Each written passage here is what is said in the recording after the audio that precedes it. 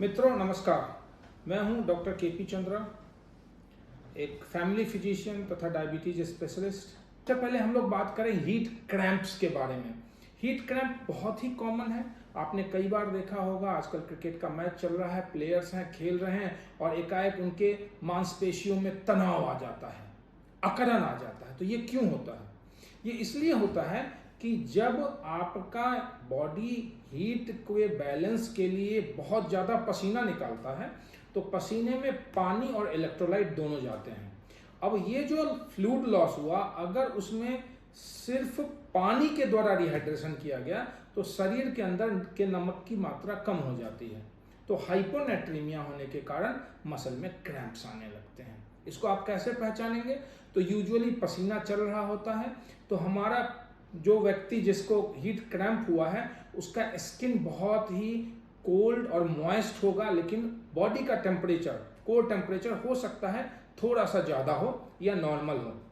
But जो muscles होंगे वो मसल देखिएगा कि बहुत ही टेंडर, छूने में दर्द करेगा, स्टिफ होगा और इवन मसल में फ्लिकरिंग, ट्विचेज आपको मिलेंगे। तो ये होता है मसल क्रैम्प। अब मसल क्रैम्प का इलाज क्या करें? देखिए, सबसे पहला चीज है क्रैम्प्स में इलाज, हीट रिलेटेड किसी भी इलनेस में पहला चीज है जिस एक्टिविटी के कारण, जिस इन्वायरमेंट के कारण वो तकलीफ हुई है वो एक्टिविटी बंद करें, उस इन्वायरमेंट से हटाएं। मतलब एक्सरसाइज कर रहे हैं, काम कर रहे हैं, धूप में खड़े हैं, वहां से पहले हटाइए। कोल्ड टेम्परेचर में, सेडेड टेम्परेचर में उस व्यक्ति को लाइए, नंबर 1। और नंबर 2, रिहाइड्रेट कीजिए उस व्यक्ति को, रिहाइड्रेट कीजिए इलेक्ट्रोलाइट से, आइसोटोनिक इलेक्ट्रोलाइट। आइसोटोनिक फ्लूइड मतलब क्या होता है? हमारे बॉडी के अंदर जो इलेक्ट्रोलाइट बैलेंस है, इलेक्ट्रोलाइट के कंसंट्रेशन है, उसके हिसाब से बैलेंस करके आइसोटोनिक फ्लूइड उसको दें। व्यक्ति अगर ओरली ले पा रहा है तो दें। हाइपरटोनिक, थोड़ा सा नमक ज़्यादा वाला फ्लूइड दें और रेस्ट करवाएं। मसल में अगर ट्विचेज हैं तो उसको आप थोड़ा सा मसाज कर सकते हैं और जेंटली स्ट्रेच कर सकते हैं, तो जो मसल का कंट्रैक्शन है वो रिलैक्स कर जाएगा।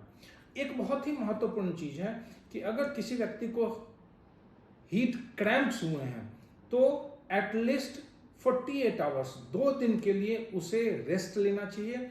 उसे पुनः वो एक्टिविटी या वो उस इन्वायरमेंट में नहीं जाना चाहिए और कम से कम 2 दिन तक एडिक्वेट फ्लूइड और इलेक्ट्रोलाइट लेना चाहिए ताकि हीट क्रैम्प उसका फिर से दोबारा ना हो। तो 2 दिन तक आप एडिक्वेट रिप्लेनिश कर लें, उसके बाद ही उस एक्टिविटी में जाएं।